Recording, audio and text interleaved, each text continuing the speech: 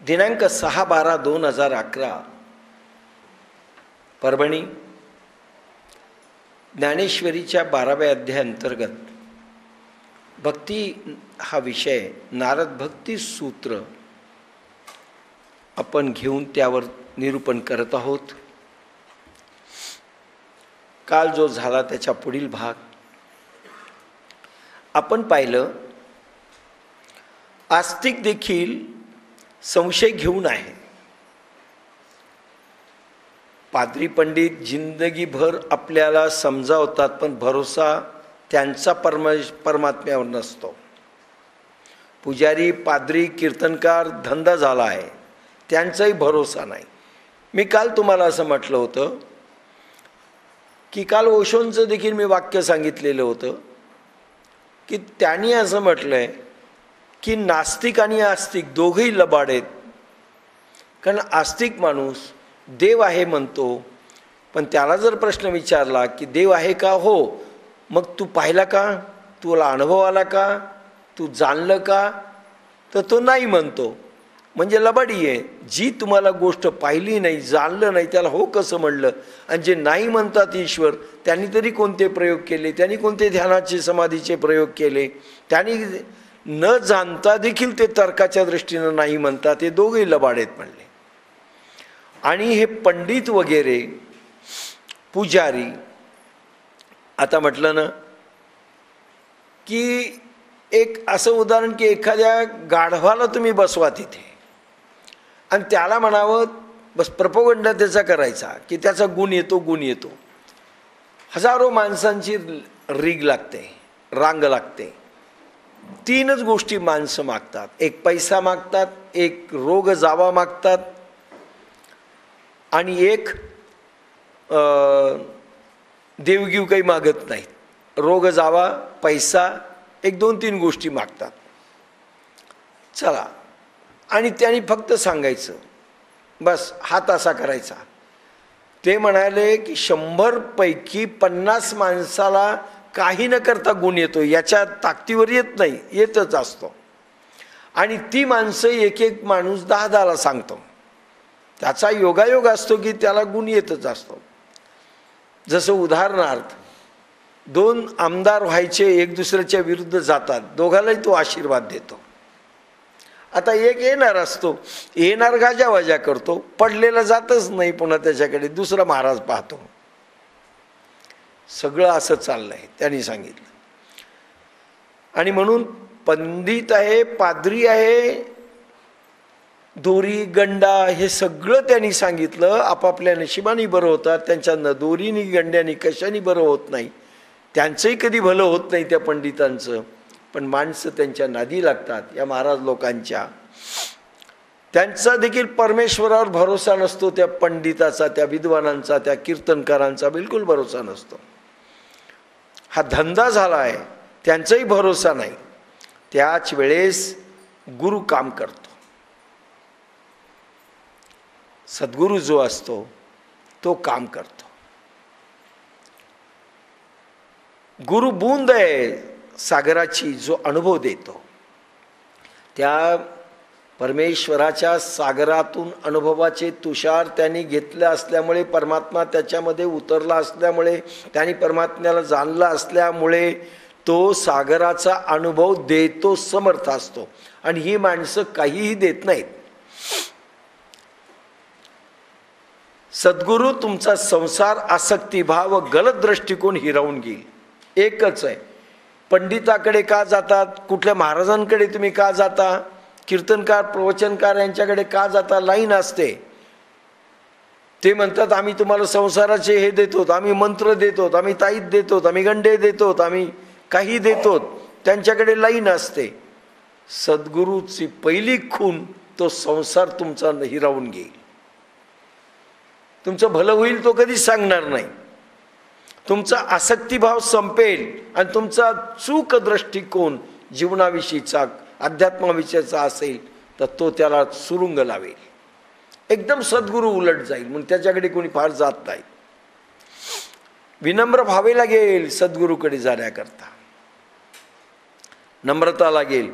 मिटून जावं लागेल. स्वतःला संपवायचं असेल तर सद्गुरूकडे जा. विसरायचं असेल स्वतःला, मागायचं असेल तर जाऊ नका. सर्वस्व साध्य होईल, तो सगळं काही देईल. समजदार माणूस वेळेचा उपयोग करतो, बाकी नासमज मात्र वादिवाद करतात. नासमज व्यक्तींची रांग असते या असद्गुरू लोकांकडे, जे सद्गुरू नाहीत. रांग असते त्यांच्याकडे, यांच्याकडे रांगच नसते. समजदार मात्र वेळेचा उपयोग करतो, नासमज माणसं तिकडे जातात. तोच फरक शिष्य व विद्यार्थ्यामध्ये. यांच्याकडे विद्यार्थी असतात, यांच्याकडे शिष्य असतं. सद्गुरूकडे शिष्य व्हायचं असेल, चापकं खावे लागतील, तो सगळं काही नष्ट करेल, तुमचं ऐकावं लागेल, हे तुम्हाला प्लीज करतात, गोड बोलतात. हे ते त्यांचे विद्यार्थी झाले, ते म्हणतात आमचे फलाणे गुरु आहेत, ते शिष्य आहेत. शिष्य नाहीत, विद्यार्थी आहेत. हे मात्र शिष्य करू शकतात. जोपर्यंत तुम्ही स्वतःला विसरणं शिकत नाही, तोपर्यंत तुम्हाला तो सद्गुरू पावणार नाही. स्वतःला संपवा, अहंकार तुमचा संपवा, विनम्रता धारण करा, काही मागू नका. सगळ्या कंडिशनमध्ये बसावं लागेल. गुरुला शोधा, परमात्म्याला शोधायची गरज नाही, सद्गुरूला शोधा. आणि तुमची पात्रता आली तर तो येऊनही भेटेल, नाही तर शोध घ्यावा लागेल. परमेश्वराला शोधू नका. सद्गुरू मिळाला तर परमेश्वर मिळू शकतो, पण कंडिशन ही आहेत. हे पूजा तुझ पे फक्त बंदाए खुदा की तलाश, खुदा की फिक्र न कर वो मिला न मिला. खुदा की फिक्र न कर, फिकीर करू नको. वो मिला न मिला, मिळो किंवा न मिळो, हे पूजा तुझ पे फक्त बंदा आहे खुदा की तलाश कर. खुदाचा जो बंदा आहे सद्गुरू, त्याला शोध. खुदाला शोधू नको, तो मिळो की न मिळो तू चिंता करू नको. त्यासाठी अहंकार समर्पण करणं जरुरी आहे.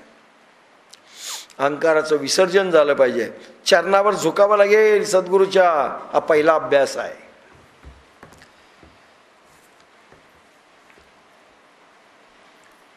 हिंदू, मुसलमान, सीख वगैरे भक्ती, प्रेम, भाव सर्वजण शिकवतात. सिखामध्ये आहे, हिंदूमध्ये आहे, मुसलमानात आहे, ख्रिश्चनामध्ये आहे. भक्ती, प्रेम, भाव सगळ्याला सारखा आहे. प्रत्येकाची बौद्धिक धारणा वेगळी असेल. ईश्वर कसा मिळतो याची बौद्धिक कसरत प्रत्येकाने वेगळी केली, फरक तो असेल, पण भाव एक आहे सर्वांचा. सर्व म्हणतात प्रेम पाहिजे, सेवा पाहिजे, सगळेजण सारखे आहेत. भक्ती हृदयाचा भाव आहे, बुद्धीचा नाही. भक्ती साधना आहे, सिद्धी आहे. आज मुद्दाम थोडं फास्ट घ्यायलो, कारण बौद्धिक धारणा वेगळी असेल पण भाव एक आहे. भक्ती हृदयाचा भाव आहे, बुद्धीचा नाही. भक्ती साधना आहे व सिद्धी आहे. कालच मी सांगितलं, सगळ्यांनी पूजा बांधली. गुरु दिसला पूजा करा, पाया पडान पूजा करा. देव दिसला मंदिरात पूजा करा. साधना सुटली, साधना पूजा झाली पाहिजे. ह्या देशात एकच खतरनाक गोष्ट झाली, प्रत्येकाने साधना सोडून दिली. ध्यान सुटलं, समाधी सुटली आणि केवळ पूजा उरली. केवळ पूजा. समाध्या, अभिषेक म्हणून बाप्पासाहेबांची समाधी नको म्हटलं होतं आम्ही. ती याच्याकरता नको म्हटलं होतं, पुन्हा अभिषेक सुरू होतील, त्याच्यावर अंधश्रद्धा निर्माण होईल, साधना जाईल. आणि बाप्पासाहेब म्हणले होते ओंकार लावा, बस. परमप्रेमाची साधना, भक्ती साधना आहे, सिद्धी आहे. भक्ती म्हणजे साधना, भक्ती म्हणजे सिद्धी. परमप्रेमाची साधना करायची, साधना प्रेमाची करायची, प्रेमापासून ते परमप्रेमापर्यंत जायचं. परमप्रेम म्हणजे भक्ती, त्याची साधना आहे. प्रेम निर्माण करावं लागेल, टिकवावं लागेल, वाढवावं लागेल आणि समुद्रासारखा आकार करावा लागेल. गंगा गंगोत्रीहून निघते, फार छोटी धार असते, हरिद्वारला येते, गंगासागरला मिळते तर विशाल होते. भक्ती म्हणजे विशालत्व गंगेचं. सुरुवात प्रेम आहे, नंतर परमप्रेम, नंतर भक्ती. त्याच्या स्टेजेस हळूहळू येतील. परमप्रेमाची साधना करायची. प्रेम कसं? घराघरात तुम्हाला साधना करावी लागेल. आपल्या माणसावर ते प्रेम कसं करावं शिकावं लागेल, शिकवावं लागेल. शिकायचं आणि शिकवायचं. वय वाढलं म्हणजे सगळं समजलंय, चूक आहे. वय वाढलं, लहाने देखील ज्ञानेश्वर विश्ववंद्य झाले 16व्या वर्षात, आणि 1300 वर्षे चांगदेवाला देखील कळालं नाही. असं समजू नका वय वाढलं म्हणजे संस्कारक्षम माणसं होतात. प्रेम कसं जागवायचं, विशुद्ध प्रेम कसं निर्माण करायचं, कामभावना कशी नष्ट करायची, इच्छा आकांक्षा विकार कसे संपवायचे, आणि प्रेम वाढत नेलं पाहिजे याचे प्रयोग सतत, ती साधना आहे. व्यवहारात प्रेम प्रगटवणं, टिकवणं आणि वाढवणं याची प्रयोग करणं म्हणजे साधना. सिद्धी म्हणजे परमप्रेमाची उपलब्धता. अखंड प्रेमधारा वाहते आमच्यामधून, म्हणजे साधना सिद्ध झाली. जेथे देखे तेथे तुझीच पाऊले. आता काय झाली? साधना सिद्धी झाली. तुझीच पाऊले. अवघे विश्व कोंदटले, जेथे देखे तेथे तुझीच पाऊले. सिद्धी म्हणजे परमप्रेमाची उपलब्धता. प्रेम मार्ग आहे, प्रेम मंजिल आहे. पहिली पायरी व शेवटची दोन्ही प्रेम आहेत. एक विशाल धारा होते आणि छोटी असते. दोन्ही पाहिजेत, महत्वाचे आहेत. मार्ग आहे अहोभाव. प्रेमातून भावात जायचं, भावातून अहोभाव, महाभाव. भावाचे प्रकार हळूहळू येतील. काम वासनेचा भक्त अभाव पाहतो. काम वासना नसते, मागायचं नाही ईश्वराला काही. आम्ही कुठे तुम्हाला मागतोय ईश्वराला म्हणायचं, अरे प्रेम मागतोय आम्ही, बाकी काही नाही, आम्हाला काही नको. संसारामध्ये अभावामध्ये राहायची तयारी आहे, काही नसेल त्याच्यात राहायची तयारी आहे. संकट झेलायची तयारी आहे तुझ्यासाठी परमेश्वरा. अभाव सहन करण्याची तयारी, अभावात राहण्याची तयारी आहे, तुला सोडणार नाही. काम वासनेचा अभाव शिकायत असते. भक्त भावामध्ये राहतो. तो काय आहे हे पाहतो, ते पाहावे. तो भावामध्ये राहतो, शिकायत करत नाही. काय होतंय निरीक्षण द्रष्टा भावाने पाहतो. आपल्या जीवनात काय घडतं, काय प्रसंग येतात, फक्त पाहतो, मागत नाही. सुदामाने काय मागितलं कृष्णाला? काय मागितलं? म्हणजे सुदामाने मागितलं नाही म्हणजे भगवंत द्यायला तयार नाही. बायको म्हणते अहो मागा, तुमचे मित्र आहेत ते परम मित्र आहेत. बरं रुक्मिणी म्हणते देवा द्या ना, तुमचा मित्र आहे. मागतोय का म्हणले तो? कारण मागून मोकळं व्हायचं याला. मागितलं म्हणजे खुश भगवान. पिढा कटली, त्याला देऊन टाकलं, पिढा कटली. मागत नाही तो, नाही मागणार म्हणतो मी. शेवटपर्यंत तिथे मागितलं नाही. फाटके वस्त्र निशी भगवंतानी पाठवलं. त्याचेच अंगावरचे कपडे चांगले भरजरी सगळे काढून घेतले आणि फाटके तुटके त्याचे आले होते तेच दिले आणि जा म्हणले. इतकं वाईट वाटलं त्याला.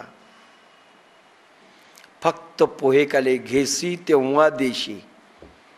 भगवंताला काहीतरी द्यावं लागतं, द्यायला काही नव्हतं. मुठभर तांदूळ, कोणी म्हणतं पोहे, असे दिले. त्यावेळेस भगवंताने सोन्याची द्वारका दिली. मागितली नाही, अफाट दिलं. फक्त भावामध्ये राहतो, तो काय आहे हे पाहतो. फक्त द्रष्टाभाव. दिल दिया, दर्द दिया, दर्द में लज्जत दिए, मेरे अल्लाह ने क्या क्या मुझे दौलत दिए. असं वाटलं पाहिजे. मी दिल दिलं त्याला, हृदय, आणि त्याने मला काय दिलं? दर्द लिया. त्याने मला दुःख दिलं. ओके, दर्द में लज्जत दी. दर्दही असं दिलं की वाह, लज्जत आहे. जसं आईस्क्रीम खायले दर्दमध्ये. हे मेरे अल्लाह ने क्या क्या मुझे दौलत दी. ही दौलत आहे. मला अश्रू दिले, मला दर्द दिलं, ही दौलत दिली. मी त्याला दिल दिला. पण पुन्हा काय मानायचं? संकट दिले, वा तुझी कृपा आहे. अरे मला तू सुख दिलं असतं भगवंता, तुझ्याकडे मी आलो नसतो रे. मला दुःख तू ठेवलं, याचं कारण तुझी कृपा आहे. असा शेर या. मेरे अल्लाह ने क्या क्या मुझे दौलत दी. ही दौलत आहे. खरं सांगा बरं, 90% लोक याच्यासाठी येतात की आम्हाला दुःख नको, आम्हाला दर्द नको, आम्हाला रोग नको, सगळ्यातून मुक्त मिळायला आम्ही आलेलो आहोत. कोणालाही परमेश्वर पाहिजे नाही. परमेश्वर औषधी आहे, ती लावायची आपल्याला, काही नाही. म्हणून त्यांनी सांगितलं द्रष्टाभाव, ही दौलत समजा. थँक्यू. तुकाराम मला बायको खराब दिली, वा वा वा, चांगली दिली असती, कजाक बायको दिली, बरं झालं रे. नाहीतर मी अडकलो असतो तिच्या सौंदर्यात, तिच्या प्रेमात, तर तुला विसरलो असतो. भगवंता तू छान केलंस. लक्षात घ्या, आपण म्हणतो देवच नाही, आम्हाला काय दिलं त्यानं. कामी माणूस स्वर्गामध्ये नरक पाहतो. लोभी जे माणसं असतात ना, कामी जे माणसं असतात ना, त्यांना किती द्या, कसं काय, ठीकठाक चाललंय, ठीकठाक चाललंय, ठीकठाक चांगलं चाललं तरी ठीकठाक चाललंय. कारण हा अंबानीकडे पाहतो, अंबानीकडे किती पैसा आहे. कारण कामी माणूस स्वर्गासारखं दिलं तिथे नरक पाहिजे. छे छे छे, आमच्याकडे त्यांच्यासारख्या गाड्या आहेत का, असं पाहिजे. भक्त नरकातही स्वर्ग पाहतो, संकटातही आनंद पाहतो, नरकात त्याला ठेवलं तर तो स्वर्ग पाहतो. वा भगवंता, भक्तामध्ये हा फरक आहे. भक्त भावामध्ये जागतो, कामी अभावात जागतो. भाव, त्याला फक्त प्रेम पाहिजे असतं, त्याला काही नको. अभाव असला तरी चालतं. स्वतःची मर्जी नसते भक्ताला, परमात्म्याची मर्जी, ती याची मर्जी. जसं त्यानं ठेवलं, तुकारामही म्हणतात ना, ठेविले अनंते तैसेची राहावे. पहा भक्तीची पराकाष्ठा. चित्ती असो द्यावे समाधान, ठेविले अनंते तैसेची राहावे. जसं ठेवलंय ना, उपकार म्हणा की तसं राहा. स्वतःची मर्जी नसते, परमात्म्याची मर्जी आहे. त्या परमेश्वराने जसं ठेवलं, परमेश्वरा तू जसं ठेवशील तसं मी राहील. तू पहा कसं ठेवायचं, तू ठरव.